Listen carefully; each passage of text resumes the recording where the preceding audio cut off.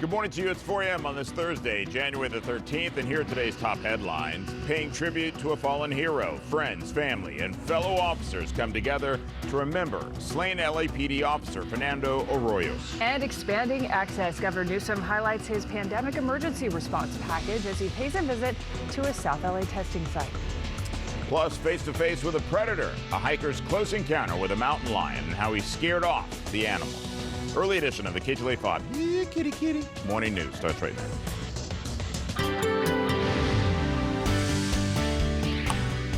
Hey, good morning to you. I'm Chris Shaw. And I'm Megan Henderson. Glad you're with us. We'll check your commute with Ginger coming up. First, let's go check out our weather with Henry. Good morning. Good morning, Megan and Chris. Happy Thursday, everybody. We're getting closer to the weekend. We have some really nice weather for you today, maybe a tad cooler as we head towards the weekend, and a few more clouds, but still a very nice forecast. We should be in the upper 60s. That's the average downtown. We're going to shoot for 71. We are mostly cloudy, so keep in mind we do have some clouds that are going to be streaming overhead, and they're going to stay with us through the better part of the day. The winds, though, tapering off yesterday. That's some good news. More of a breezy forecast. We'll check the weekend forecast in more detail. We'll do that in a few minutes. And Ginger, on this Thursday, good morning. Good morning to you as well. Yes, it's nice to be able to say Thursday, because what does that mean? Tomorrow's Friday. Good morning to you guys. Good morning, everybody. We have a few things that we need to, of course, cover for your drive. So we have so much construction projects taking place in this particular area, 10 freeway. So we're talking about the westbound side of the 10 freeway, right at about Hoover, over to just about Hoover. Or they'll keep a couple of those lanes closed, and then of course usually 5 o'clock is the time when they'll pick up those cones, wrap it all up, and you'll be good to go. Let's move you into Orange County. We know there's a lot of work as well for our friends traveling in areas like, say, out of Westminster Steel in towards Fountain Valley, HB Fountain Valley.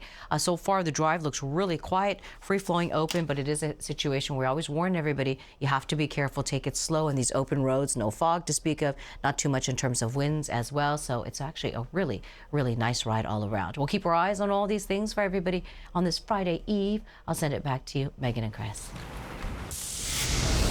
Ginger, thank you. We begin with breaking news out of Santa Clarita, where a carport fire left several cars destroyed. Broke out about 1:30 this morning in the 27,000 block of Camp Plenty Road.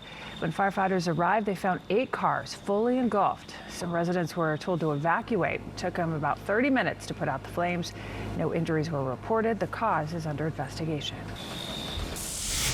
We have developing news from Woodland Hills. 3 people have been found dead inside of an apartment there. Sky 5 was over the scene last night.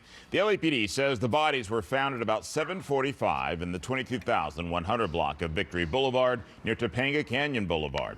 Police say homicide detectives are handling the case. It's unclear just how the victims died. Officers say they are men in their 20s, and police say they may have overdosed on drugs. The ages or gender of the victims, well, we did say, okay. Not released just yet.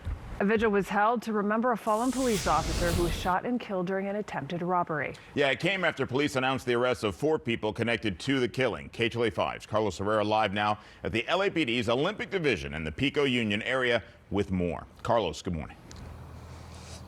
Yeah, Chris, Megan, good morning. The LAPD and the fallen officer's family continue to mourn the loss of 27-year-old Fernando Arroyos, who was shot and killed Monday. Last night, a touching tribute here at the LAPD's Olympic Community Station, where that fallen officer had been assigned. We're here because of the loss of a hero. We're here because of an individual who lived a good life and lived a life that was meaning to give something back.